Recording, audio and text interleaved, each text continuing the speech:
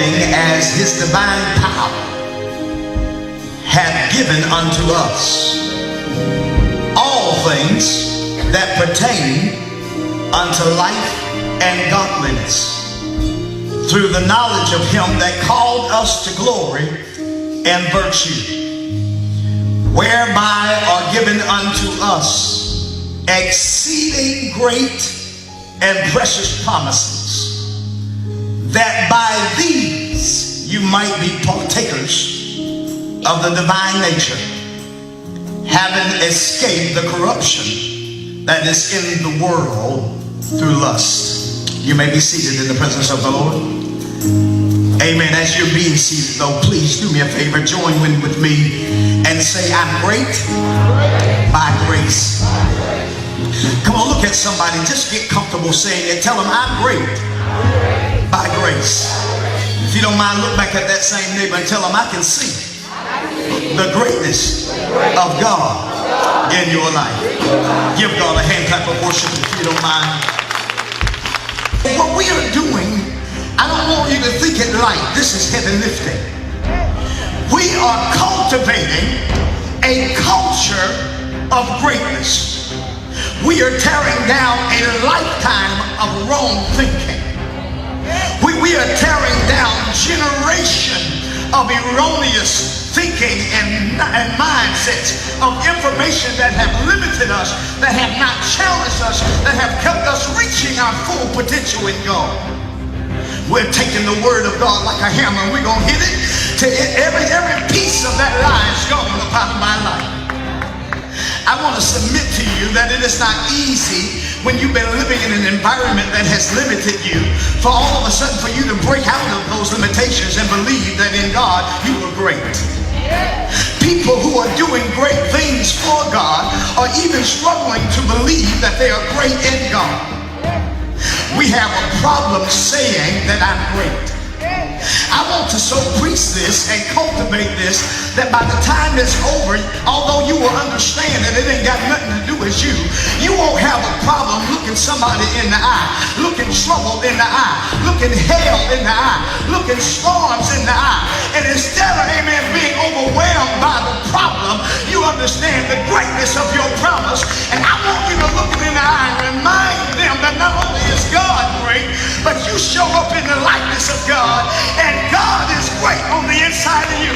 Man, I want to preach it until you believe that you are great in God. Not so much that you get the big head.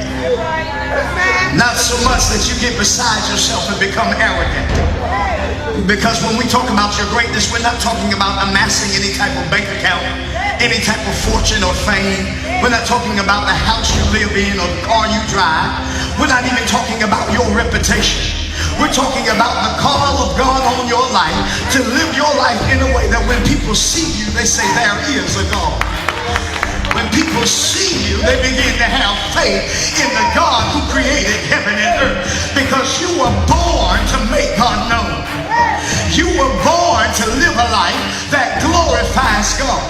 And when they see you growing and growing, and they see you overcoming, and they see you serving God, and they see you being a blessing, everybody else trying to get a blessing, but you way past that. Now you're living your life as a blessing.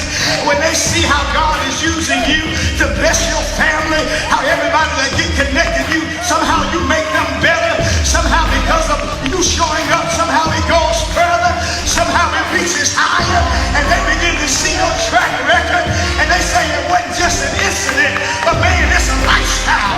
Everything they do prospers. And when they begin to say that, they say, I know what they used to be. It must be God in them. My God, somebody, I wish I had some help in here. Are you hearing me? When they begin to see how you deal with storms and you don't get overwhelmed, how the same enemies attacking them attack you, how the same opposition facing them faces you. They got a giant, you got a giant. Darkness tried to come in their life, darkness tried to come in your life. They lost a loved one, you lost a loved one. Their children act up, your children act up. The same hell hit their house, show up at your house. But they get a chance to see that when it show up at your house, it doesn't change how you walk. It doesn't change how you praise. As a matter of fact, there's something going on in you that the harder it is, the better you are. The darker it gets, the brighter you shine. The heavier it is, the stronger you get. They get a chance to see that you're at your best when things are at its worst because of the greatness that's in your life. Man, somebody ought to give God praise on this place. See, the greatness on my life is a game changer. Man, I'm about to change the game. Hallelujah.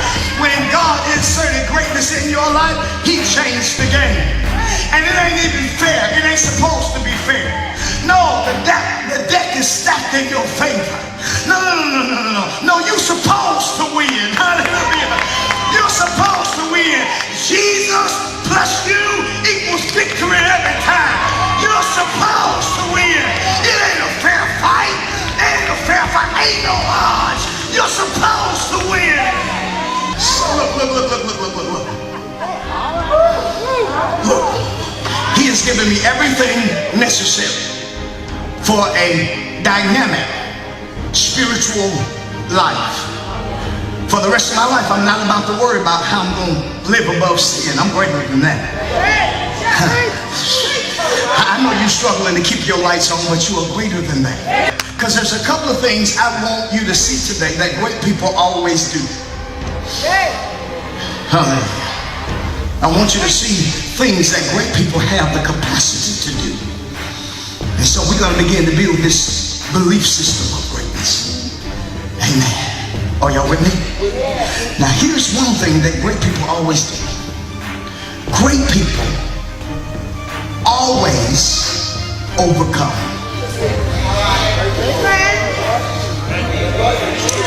Great people always overcome. It's not that great people don't have struggles, but great people overcome the struggles that happen to them. Great people overcome the struggles that happen to them. A great person can be bankrupt 5 times and still just keep getting back up. And still keep moving and opening business and making millions because he won't let what happened to him change who he is. He has a mindset that says, I'm supposed to make it, and even if I fall 10 times along the way, I just keep getting back up because it's part of my belief system. And so great people have learned to be overcomers. Now, if you ain't nothing else because of Jesus in your life, you are an overcomer. I'm overcoming my past.